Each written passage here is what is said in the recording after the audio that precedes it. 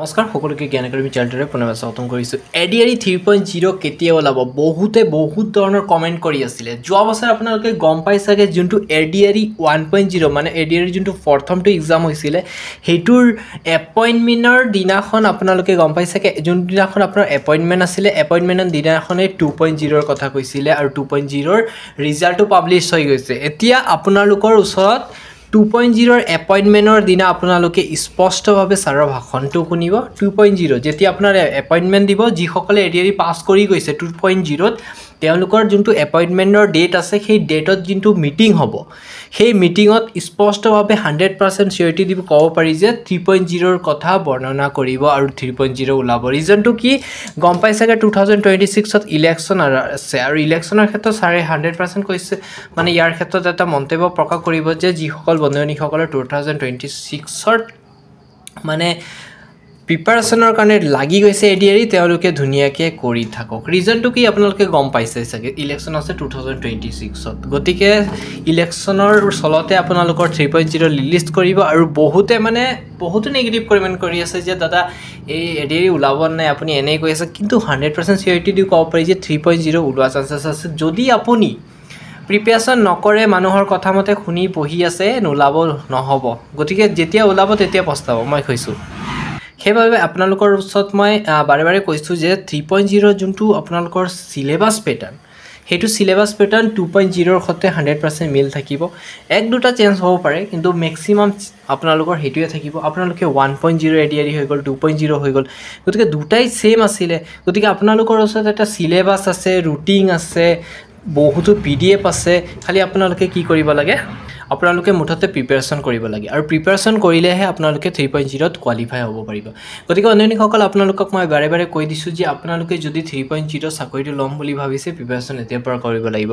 গম পাই চাগে বহুতে মানে কৈ থাকিব যে এই 3.0টো আমি ডাইৰেক্ট কোৱালিফাই কৰি দিব, এইটো নহয়। চাওক অহাবাৰ 10 লাখতকৈও বেছি কেণ্ডিডেটে এপ্লাই কৰিছে।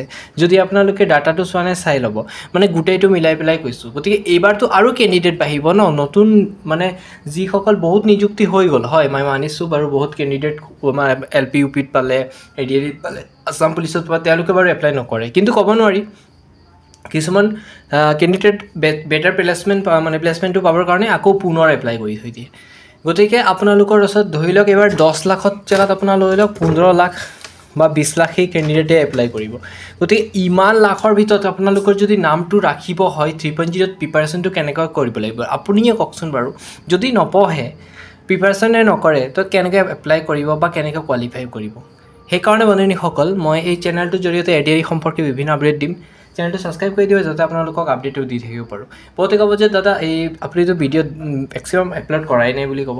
যদি আপুনি ছাবস্ক্ৰাইব কৰে তেতিয়াহে আপোনালোকৰ ওচৰত ন'টিফিকেশ্যনটো যাব।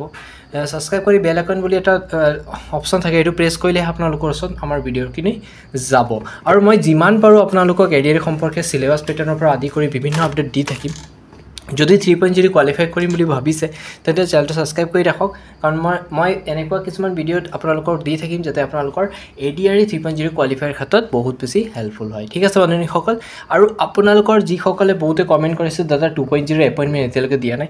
এপইণ্টমেণ্ট নিদিয়াৰ কাৰণ আছে গম পাই চাগে LP UP টিচাৰ ভেকেঞ্চি মানে যোনটো 4500 ভেকেঞ্চি আছিলে তাৰ ভেৰিফিকেশ্যন চলি আছে, ডকুমেণ্ট ভেৰিফিকেশ্যন, আৰু ভেৰিফিকেশ্যনৰ পিছত মানে কি কৈছে ছাৰে 2টা ভেকেঞ্চি একেলগত ক্লিয়াৰ কৰি দিব আৰু অতি শীঘ্ৰে আপোনালোকৰ এপইণ্টমেণ্টৰ ডেটটো ফাইনেল কৰি আছে। আপোনালোকৰ পেণ্ডেল বনি আছে গম পাই চাগে গুৱাহাটীত, আৰু তাত আপোনালোকৰ এটা বিশাল নিযুক্তি দিয়া হ'ব এডিআৰই 2.0, আৰু সেই নিযুক্তি আপোনালোকে চাই পেলাই বহুতে দুখ কৰিব। এইটো দুখ কৰি একো লাভ নাই, যদি আপুনি পঢ়া নাই কেনেকৈ কোৱালিফাই কৰিব এইটো কওকচোন বাৰু। গতিকে 3.0ত আপোনালোকৰ ওচৰত চান্স এটা আছে, বয়স পাৰ হৈ আছে, কাৰো বয়স ৰখি নাথাকে। বিশেষকৈ জেনেৰেল কেণ্ডিডেটসকলৰ কাৰণেতো আৰু মানে কষ্টকৰ, কাৰণ এটা বয়সলৈকেহে এপ্লাই কৰিব পাৰে, সেইটো বয়স পাৰ যোৱাৰ পিছত অসুবিধা হ'ব। আৰু OBC SC কেণ্ডিডেটসকলেও কৈছোঁ আপোনালোকে সময় সাপেক্ষে কৰি লওক, যিমান পাৰে প্ৰিপাৰেশ্যনটো কৰি লওক, কাৰণ বন্ধুসকল পিছৰ পৰ্যায়ত পঢ়িম বুলি ৰাখি দিলে সময় পাৰ হৈ গৈ আছে, সময় কালৈকে নৰয়, চাওঁতে আপোনালোকৰ 3.0 এক্সাম আহি যাব। গতিকে আপোনালোকৰ ওচৰত এটা চান্স আছে। মই বাৰে বাৰে কৈছোঁ আপোনালোকে এতিয়া কি কৰিব, যিকেইটা আগৰ মানে চিলেবাছ পেটাৰ্ণ আছে সেইবোৰ ফ'ল' কৰি পেলাই আপোনালোকৰ GK এনালাইচিছ কৰক, ৰিজনিং এনালাইচিছ কৰক।